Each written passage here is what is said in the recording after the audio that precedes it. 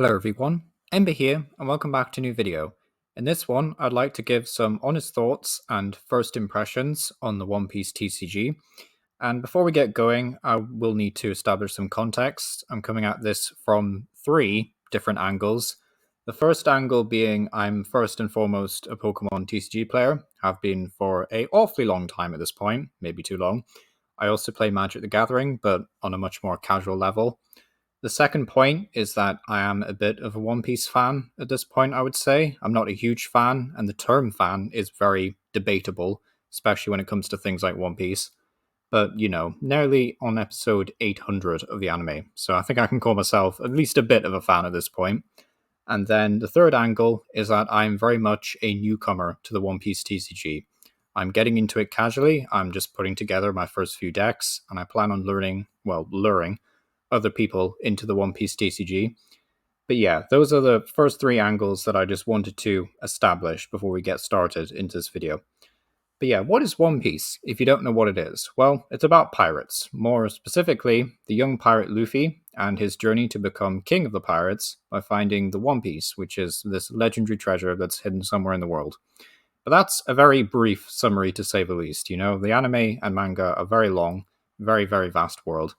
The manga did start in 1997, just for some context, and the anime in 1999, and both are still going strong. So yeah, it's a very, very big series. The TCG, in context of this video, has you building decks around a notable figure in the story, either around a kingdom or a pirate crew within the world. So for example, we've got Luffy here, who is the leader of the Straw Hat crew. So I won't go into all the rules in this video. That's not like the main purpose of this video existing. It's just more to establish some context on some deck construction. But basically you pick one leader, and what colors your leader has determines what you can play. So if, for example, you have a leader that is red and green, so Luffy over here, then you could play red and green cards.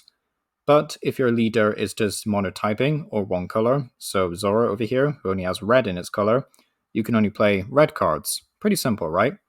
The leader's own life also determines how much total life you get, though two colors usually mean less life. Now, personally, this is my first immediate gripe with this game, and it's not a major gripe, it's not a huge issue, and it's why it's not listed as a major concern later on.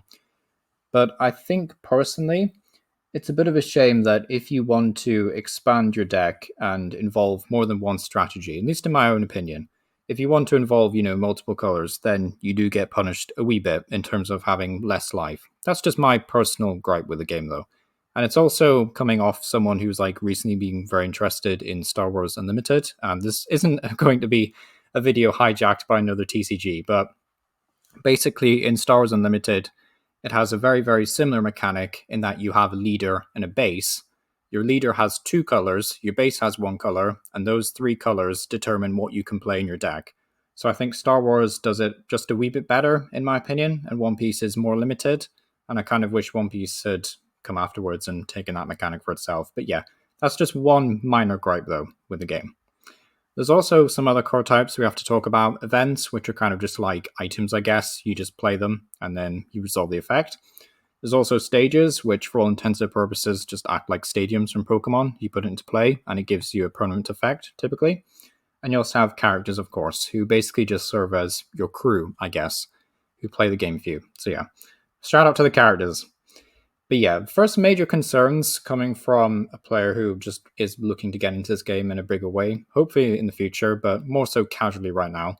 The game does seem to have power creep across sets, although not radical, and I will say that due to the limited number of sets in the game, this is understandable, and they do have to keep things fresh and interesting for the first few sets. You don't want things to become stale very quickly. But there's also can be a little bit off-putting, if you're just starting out in the game and then suddenly your deck is power creeped out in the next set, that would be a bit of a shame, right? But yeah, just some power creep to take note of. Tournaments seem scarce.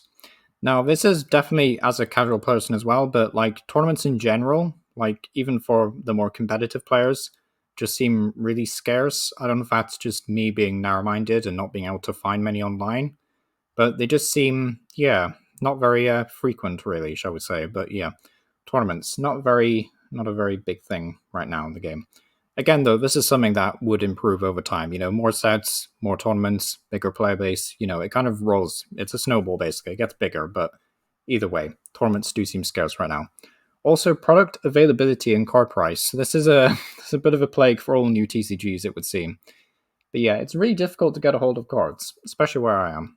Like most major card stores, most TCG things that have all the other TCGs in them usually have some One Piece stock, but it is limited and it is very expensive compared to other games. And you don't want to have to buy individual cards, but at the same time, it might be cheaper sometimes than buying like a starter deck and upgrading it because, starter decks are starter decks for a reason. They're not super competitive and they can be a bit expensive. At the end of the day, it is pieces of paper or pieces of cardboard, really. But, it is just a bit expensive sometimes, and getting them in the first place can be quite difficult. There is a limit to how much stuff there is in One Piece as well, though. And it's not an immediate problem, but likely new mechanics or card types will be needed to avoid reprints. Now, I understand that One Piece has a vast array of characters, locations, pirate crews, pirate ships, all the rest of it. It's got so much to work with, right? But the thing is, it is a finite number of stuff. How many Luffys can you print before it starts to get a bit boring? Or how many sets can you do about the major events in One Piece before that starts to get a bit boring? So I can imagine them introducing new mechanics, new ways to play the game, or like new card types in general, just to avoid having to, use reprints.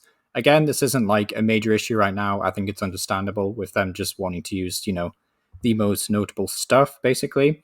But I think as time goes on, they'll have to like lean into newer mechanics or such, just to keep things fresh and interesting, really. But yeah, my last major concern and the whole driving force for wanting to make this video in the first place is that the major TCGs right now all have an online client. And it just makes playing these games a lot easier. It's good for getting new players in because they don't have to purchase any physical cards. They can just either purchase the online client or download it for free and try it out. And it means you can play the game online. It means you don't have to leave your house if you're a bit of a lazy sod. You can just stay at home and do it. It also just means you can try out decks before you buy them IRL. So, for example, if you want to play a Pokemon deck, say you want to play a Pikachu deck, but the Pikachu deck is going to be really expensive, but it might be free online. So you craft the Pikachu deck and try it out before you build it. So I think One Piece really could do with an online client, like really badly. It would help with product availability. It would help with people testing the game. And I know that there is an official, well, non-official sim that is doing really well and it's really popular. I think it's fully automated as well, from what I remember. So yeah, I think there is a One Piece sim. I'm not sure if it's still running because there was some alarming news video about one of them being shut down, although that might have been Disney Locana's sim was being shut down. But I'm pretty sure there is a One Piece sim that's really good, that gets a lot of good press. So there is at least choices, there is options, but I really do think that an official client is what's needed in order to like push the game into the limelight a bit more. Because it is doing really, really well in Japan, but in the West, it's kind of like flagging a bit, so it needs to be pushed up a bit. However, there is hope, and that comes in the form of this screenshot. Now, this at first glance looks like someone's fake version of maybe what a One Piece online sim could look like, but no, this is actually an official tutorial app on how to play the game. So you can download a tutorial app, which will just teach you all the basics, give you some starter deck help to work with. It is very limited in what you can do on it, but it is just really good for learning how to play the game, so I would recommend it.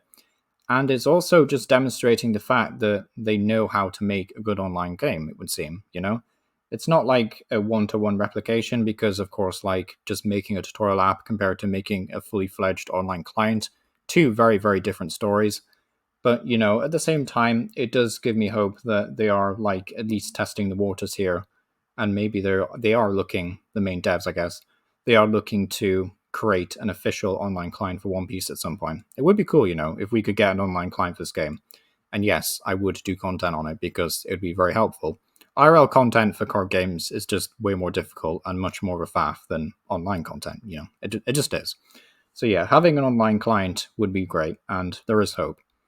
But yeah, thank you for watching. Are you like Kobe here who's running off to try this game? You're going to download the app or anything like that? But yeah, either way, let me know what you think down below. And as always, thank you for watching.